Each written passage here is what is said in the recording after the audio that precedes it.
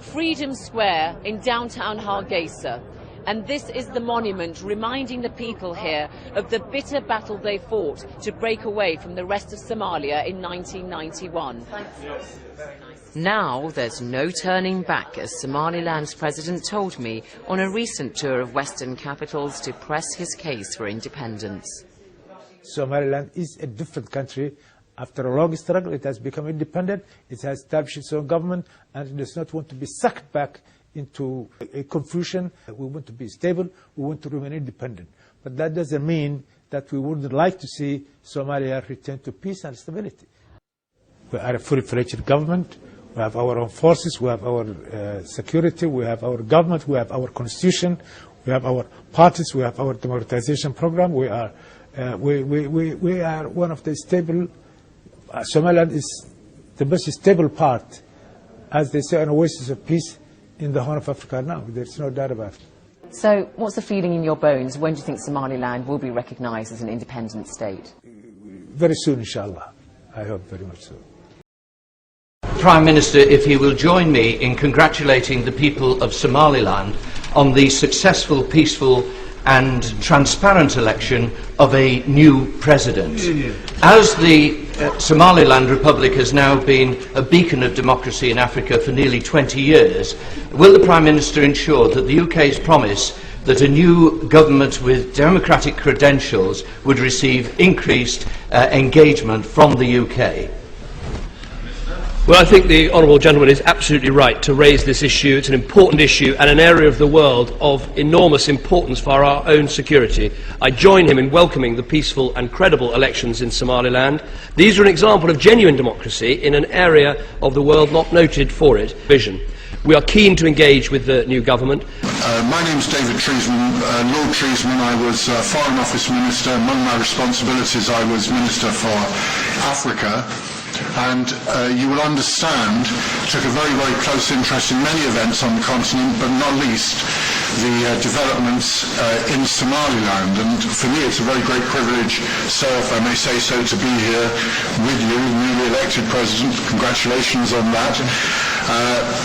But particularly interesting for me, and I will be very brief about this, but particularly interesting for me because in policy terms, I found myself frequently talking with colleagues in the European Union and in the African Union and trying to persuade them that the movement toward full recognised independence was not only an inevitability, but was incredibly desirable. Now it's my pleasure to introduce the President Silanyo of Somaliland. My message to you today is one of hope in an otherwise often bleak region of the Horn of Africa. We in Somaliland are no longer content to be Africa's best kept secret, but have launched upon the unstoppable trajectory towards becoming a full functioning and responsible member of the international community of states in keeping with our rights and obligations under international law. Following in the footsteps of the first presidential election, over 1 million people queued from early dawn in the blistering summer heat, determined to peacefully cast their ballot and vote. Many of these voters were women and youth. International observers determined the results of the elections to be free and fair. My popular mandate derives from this process, of which I am very proud and humbled. With the ensuing peaceful transition and handover, Somaliland once again set itself apart from many countries in Africa and distinguished itself in a corner of the world, often synonymous with instability, lack of security, and absence of the rule of law. We believe that the success of our elections has demonstrated Somaliland's commitment to the democratic principles, human rights, the rule of law, and good governance, which are enshrined in the Intuitive Act of the African Union. I'm immensely proud of the achievements of my people, born out of struggle for survival and recognition in the face of isolation and hardship.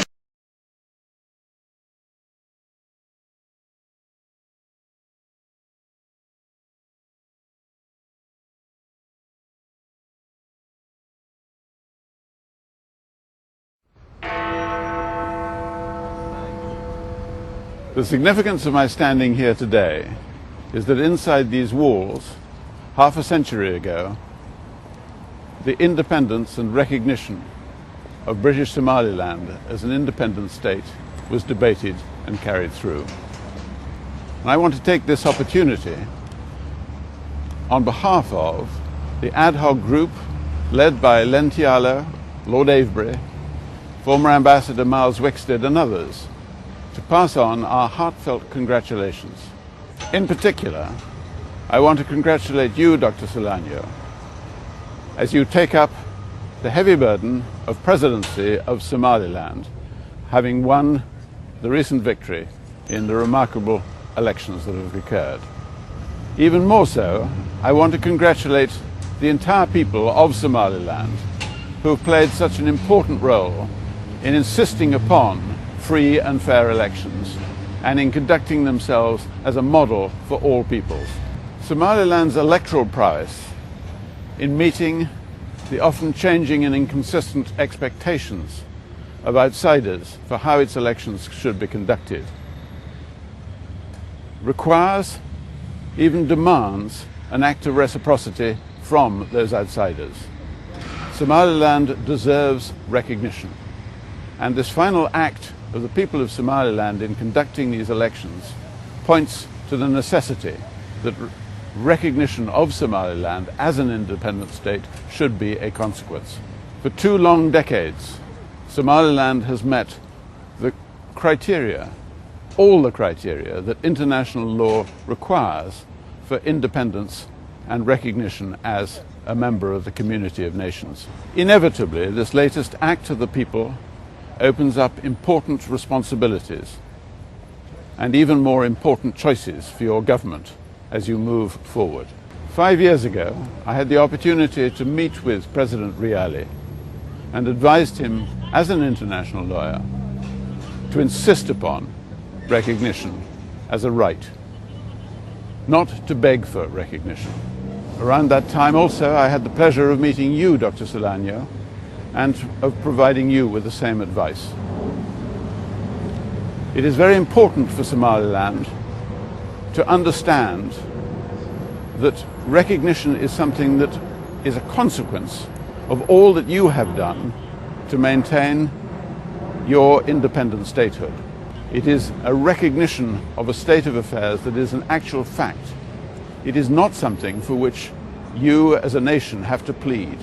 The consequences for the United Kingdom, for your neighbors, for the African Union, and for the United Nations in denying you that right will hurt you.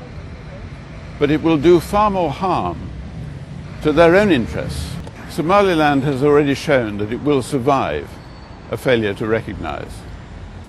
Success in recognition and inward investment will open up new possibilities for a prosperous Somaliland. But these openings carry risks.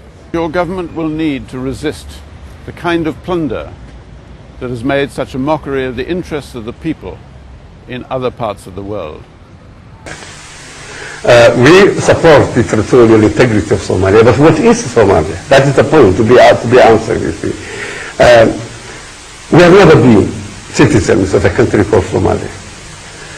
Somalia, the name Somalia comes from the Italian syntax. It used to be called, Somalia Italiana. After the war in 1950, when the country became under the United Nations trusteeship, Italia was dropped, it became simply Somalia. We were Somaliland. They were Italian Somaliland, we were British Somaliland protectorate. We united in 1960 and we have formed what is registered in the United Nations, in the OAU, in the Arab League as the Somali Republic. The idea of the Somalia was never really our country. It was one of the first dirty tricks which our brothers in the South have used, have used against us. They have imposed their name, on us. So today, everybody who talks, when I talk about Somaliland, they say, no, you mean Somalia, And I try to explain, that I was never a citizen of a country called Somalia, people are surprised. As far as we are concerned, we have won our independence from the British in 1960. We have a history of our own.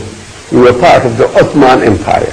We have never shared any links with what is Somalia before 1960.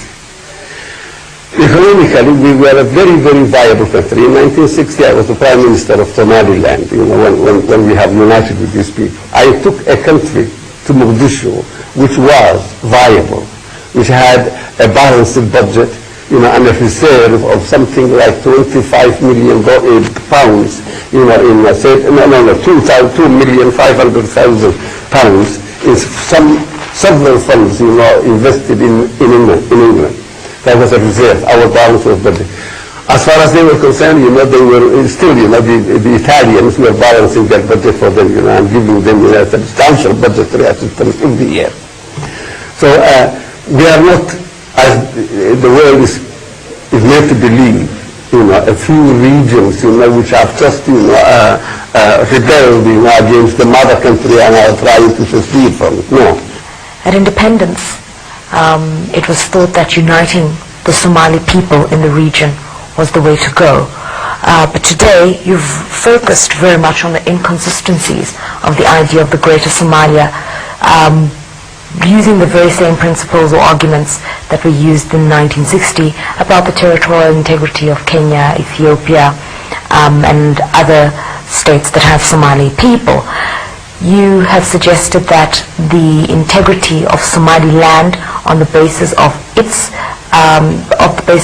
sanctity of its borders is something that must be upheld. How has the territorial integrity of Somaliland been violated in terms of international law? Well, our territorial integrity, has not been violated. What is violated is our history, our previous existence, our identity. Everything, has been sort of eliminated, and replaced, by a foreign identity which is called Somalia. So everybody thinks of us as Somalia. You see, they call about the changing this article in the OAU Charter, which sanctifies the colonial borders which Africa has inherited from colonialism. And they say that we are now violating that particular article. But I was there when that article was introduced in Addis Ababa, in the OAU conference. The man who introduced it was the late President Julius Nyerere. The purpose why, the subsequent rationalization of that article is false. But at the time when it was being introduced directly against the attempt of the Somali Republic to expand towards Kenya, Ethiopia, and French Somaliland. The attempt to unify the Somalis. It was to stop that. In fact, at the conclusion of his speech in Addis Ababa, if the records can be found, Julius Nyerere said that if this article is accepted, then the union between former British Somaliland and former Italian Somalia is invalid, and each should go back to their own colonial borders. So that article was introduced into the charter to stop the unification of the Somali nation. Now it is being used to stop the withdrawal of Somaliland from the union. It's illogical. You can't have your cake and eat it at the same time. So what is being violated today now is not so much our territorial integrity. What is being violated is our existence, our identity, our being a nation, which we have been, for a very long time before we even had, of Somalia. Nonetheless, there was a union between the two countries. Why is there now a revision of the principle of union today, after you did go ahead and unite in any case? Our union was done very, very hastily. It was not a negotiated thing, because it was supposed to have been only a first step, in several other steps were to be taken. The liberation of the NFD, and then the Ogaden, and the Ethiopian territory, and then the French. So there was no question, of wasting time. That's the impression we use, on negotiating an adequate union. That's why there was no act of union. We have passed an act of union because the British, as you know, were very fastidious people, very efficient, they were legal-minded, so they had to pass an act of union. We acted an act of union which was, I think, composed of something like 20 or 21 articles. It has never been passed, by the Parliament, in Mogadishu. So all that, because of the hasty thing, that we were looking beyond that union. We never, thought that anybody would oppose. You see, we thought it was such a marvelous thing, and that everybody, would support it, and applaud it, But suddenly, there was the Emperor of Ethiopia, who was a very, very, very popular man in the, and a very powerful man in the international community. There was President de Gaulle, who was even much more powerful and much more forceful man, And then there was President Jomo Kenyatta. These three men combined together, opposing the unification of the Somali people and the one flag, have formed, a formidable front against us, and we suddenly found that the whole international community, including the OAU, was adamantly opposed, to what we thought, was a very, very good thing, that everybody would support, We have, of course, in Somaliland, being at the mouth of the Red Sea, being a nation of traders. We traded with the East, we traded with the Arabian Peninsula, and we also traded with our brothers in Africa. Even though I don't like to mention it, it was also an important slave trade route. But that's the reality, that's the fact. We have good things, but we also have bad things, and we must record, and so that we do not make the same mistakes again, and we learn from these historical facts. Ancient Somalis, Somalilanders, were also invaded or visited by historians and explorers. To this day, we have who made the territory of Somaliland according to treaties that were made with the others who also wished to have part of the Horn of Africa. There was the Anglo-French Treaty, the Anglo-Italian Treaty, and the Anglo-Ethiopian Treaty that delineated, that marked the border that we have today. If I were given the choice to make the border of Somaliland today, I would take it to beyond those borders. My family, my clans, my camels, my people live a good way inside Ethiopia. But then international treaties forbid me from doing that and make me to respect the international borders of Somaliland. I can go across the border, they can come across the border to me, but the administrative border is there. So when there are peoples who think that borders are elastic and they can be widened and restricted, and you can claim things and say, this clan lives there and the other clan lives there, are talking through their hat. Because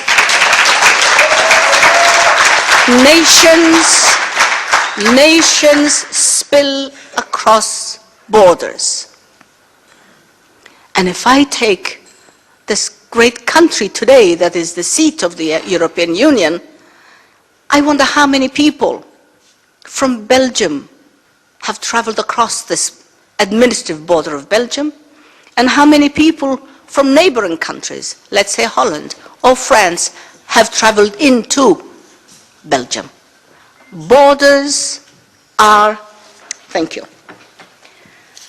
borders are there to mark administrative territories.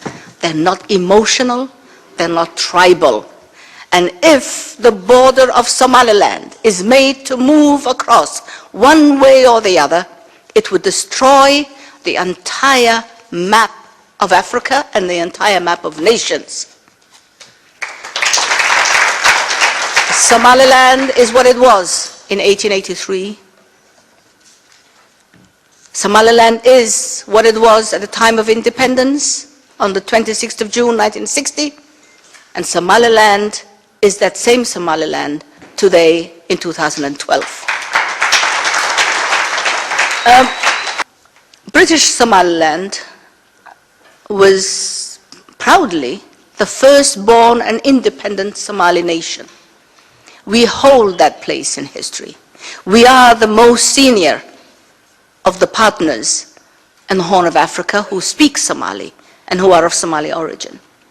We hold seniority over 50 African countries, not only those in the Horn of Africa, but Somaliland was the third independent nation among those 53 African nations today who have been given the authority to decide over the fate of Somaliland. Where was Kenya when I was independent in 1960? Where was Tanzania, or Tanganyika at the time? Where was Uganda? Where were the other 50 countries, the other nations who sit in the African Union today and who decide, no, Somalia is independent, is indivisible. You were not even there when I was Somaliland. I was born before you.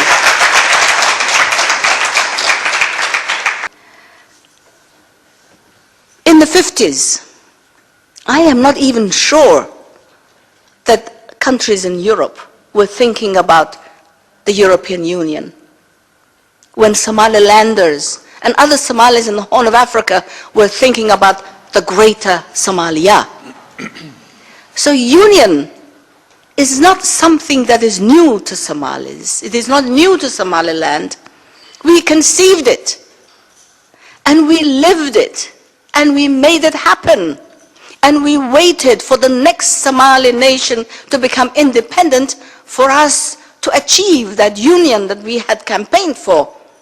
Waited for the independence of our next door neighbor, Somalia, so that we could put into practice what we had been preaching. So union was not imposed upon us. Somaliland did not get conquered. Somaliland was not bought into union with Somalia. Somaliland united with Somalia, or Somalia united with Somaliland, because we were already there when they also became independent. Union is a good thing. We have nothing against union. We admire unions that work. We respect and admire the union that you have in Europe, that you have in the United States, that you have in other countries. But the kind of union that we had with our neighbors in Somalia, regretfully, was one that did not work. We've had moments of relative détente. Yes, when in 1967, late Abdul Rashid Ali Sharmarke was elected president and he appointed Mohammed Haji Ibrahim Igal as prime minister. Yes, there was relative détente, not only among Somalis, not only among the people of Somalia and Somaliland, but also détente among the people of the Horn of Africa. That was when that regime, that administration, was the one that had made the rapprochement with Kenya and ended years of conflict between Somalia and Kenya. It was that time that was a rapprochement, and a détente was also reached with Ethiopia. I lived it. I was there. That's how the people of Somaliland react. We try to reach solutions through dialogue, through negotiations, through discussions, through compromise. And it was that passive, that peace-loving attitude of the people of Somaliland that has today allowed us, the people of the new Somaliland, to be forgiving, to look forward.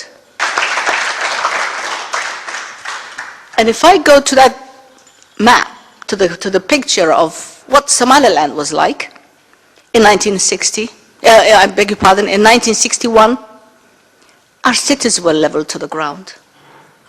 250,000 of our people died.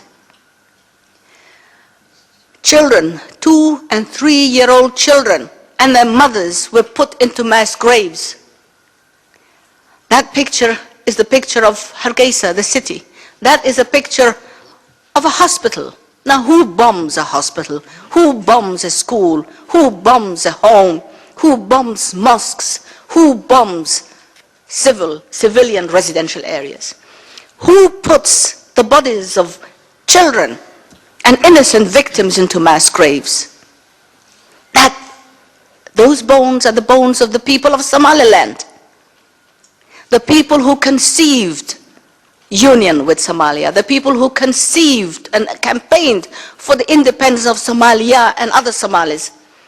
These are the bones of the children of our nation. And I don't think anybody earns the title of being a hero if they can put bodies of little children into mass graves. Defenseless little children of 2 years old and 3 years old have been put in graves. To me, that is cowardice. That is cowardice.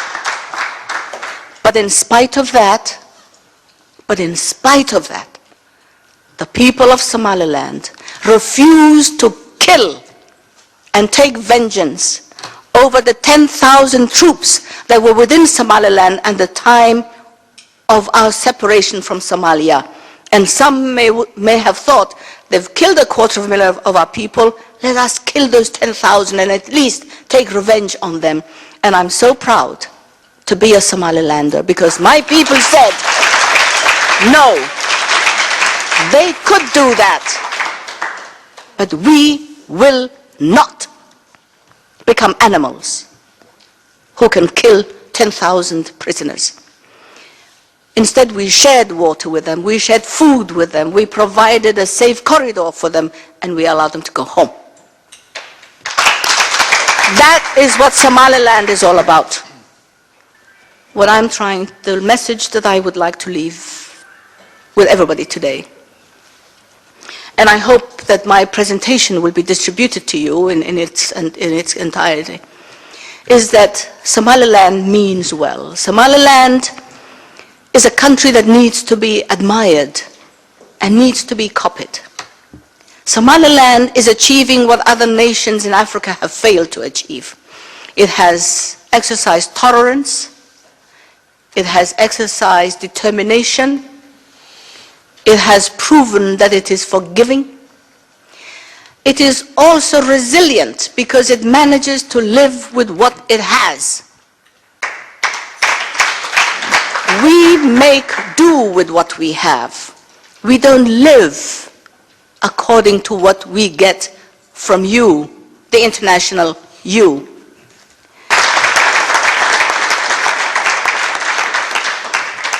Somaliland has made its choice. First, to unite with Somalia, and then its choice to separate from Somalia.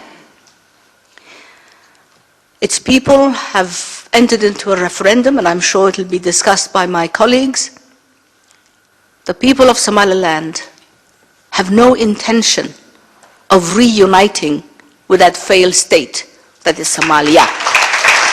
First of all, give us an idea why Somaliland has managed to remain relatively stable compared to the chaos that there is not so many hundreds of kilometers. Say that the politicians there have shown some majority that whenever a conflict arises, they were able to resolve it or address it peacefully. And the long-standing issue of recognizing Somaliland as an independent country, it won't go away. Would it help with that long-term stability in your opinion?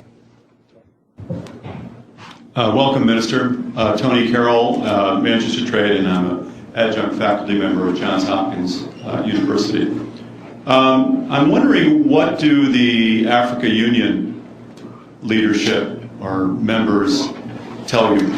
I think with perhaps one of the unforeseen consequences of the departure of both Thabo Mbeki and President Obasanjo in Nigeria, it seems that two of the most prominent African leaders who are inclined to have a serious discussion about independent Somaliland are no longer on the continent's political scene. So I'm wondering if you are getting much receptivity from African Union leadership, other African heads of state on the issue of sovereignty. Just wondering if that conversation has changed within the last 2 years.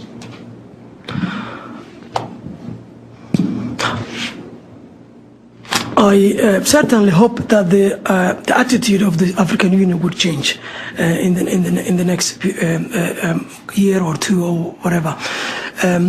More so because of the Southern Sudan case, which has become independent this year and has been well embraced by African countries. We think that will, even though the case of South Sudan is not the same case as Somaliland. You have a stronger case than but absolutely, we have a very stronger case than South Sudan. We had our own independence. We have been an independent state before. We're not talking about secession in Somaliland. We're talking about a dissolution of a union that we went on a voluntary basis, a union which we don't think it was actually rectified legally. So it is not a legal case that is taking us back or stopping us from having a recognition. It is actually a political will.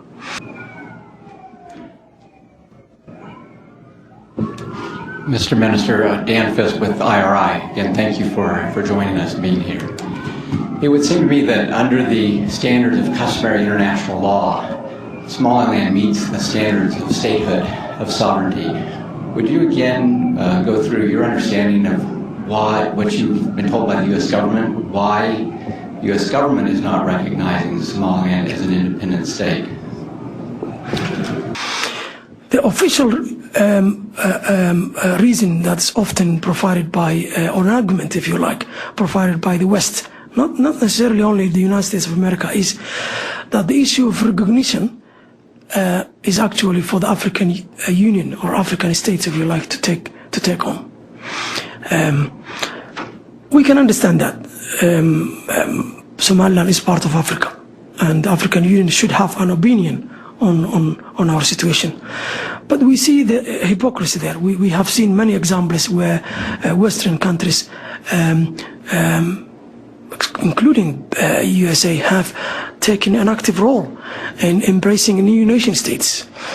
South Sudan is one of those countries. In fact, the African Union opposed it actively to the independence of South Sudan. It is other countries that have promoted the idea of South Sudan, which we supported it. It is a self-determination of the people of Southern Sudan that have been respected, and we think that our self-determination should also be respected by America.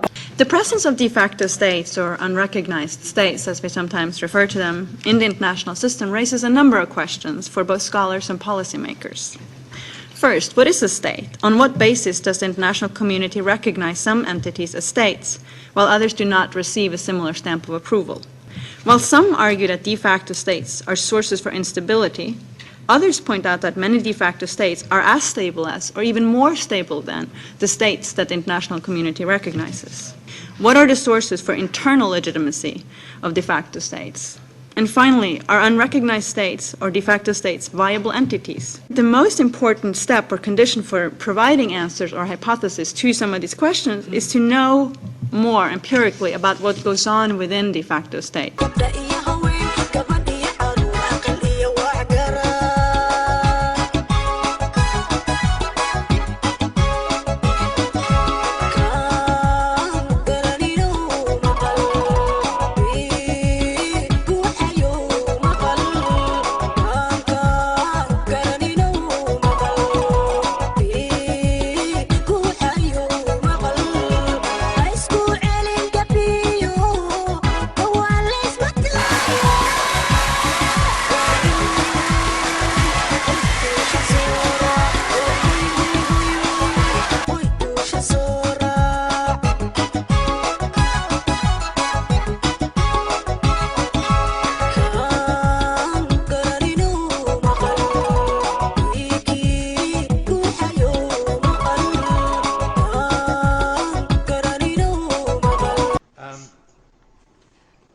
I welcome as well the acknowledgement that the Foreign Secretary gave to my early intervention about the difference of the situation in Somaliland.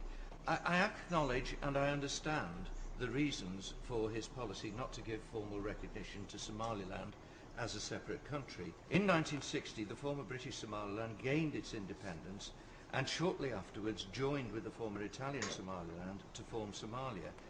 The early hopes have been that Djibouti, the former French Somaliland, would join to create a single Somali nation. Somaliland developed over a period of what has now been 21 years to have local government elections, parliamentary elections and presidential elections. They're not perfect, but they are certainly, given that this is a country without international recognition, quite remarkable. The creation, as they did, of an independent electoral commission, which played a considerable part in leading to the presidential elections, was very important, as was the support that we have given in trying to work with the Somalilanders as parliament to parliament. It's also worth remembering the history, because there have been Somali communities in the UK for over 150 years, and Somalis have made a particular contribution to the merchant navy, to the army, to the Royal Navy and to our traditional industries. In my constituencies, certainly, their roots are in the north and sentiment is strongly in support of Somaliland, and there is increasing strength in their plea to Britain and to the international community to recognise Somaliland. In my view, that requires a process. I think it's in the too difficult box for the African Union, for individual African countries, many of which fear precedents. Actually, the precedents of having a democracy for 21 years without recognition would be a pretty high hurdle for anybody else to imitate. But I do want to make one point, and that is that they have the legal rights to independence. There's no way they can assert it. That's not the way it works in international diplomacy. But as a country that was once independent, however brief the period before they entered into coalition to create Somalia with the former Italian Somaliland in the south, that in international law and precedent gives them the right to assert it. But this is, however, slightly a tale of two countries. Now, this caused me to look a bit at history. The crown in the British Empire was, of course, India, and to protect the sea routes to India, at some point the British occupied Aden, and to protect Aden, at some point we occupied what became the British Somali Protectorate. What, however, was interesting about the British Somali Protectorate was that, unlike many other countries in Africa and colonial Africa, the British Somali Protectorate had very well defined boundaries. The United Kingdom negotiated by treaty with Ethiopia, France and Italy the boundaries of the British Somali Protectorate. There is no doubt as to what are the international and have long been the established international boundaries of Somaliland. They were settled by treaty in the last century, and there has never been any dispute about the international boundaries of Somaliland. So this is a country which has its boundaries clearly marked and clearly defined. To the south of the British Somali Protectorate was what was called Italia Somalia, practically the only colony of Italy, legitimately of Italy, in Africa. And of course, after the Second World War and the defeat of the Axis powers, the responsibility for Italian Somalia fell to the United Nations and a United Nations mandate. And the UN, understandably, were keen to release themselves of that mandate at the earliest possible opportunity. And so it came to pass in 1960 that it was agreed that Italian Somalia would be given independence. And as the Right Honourable Gentleman for Cardiff and Penarth already explained, the Somalis generally hope to see a greater Somalia involving Italian Somalia, the British Somalia Protectorate, Somalis living in Djibouti, and indeed Somalis living in Kenya and Ethiopia. So it was agreed that the British Somali Protectorate was given independence on a Sunday.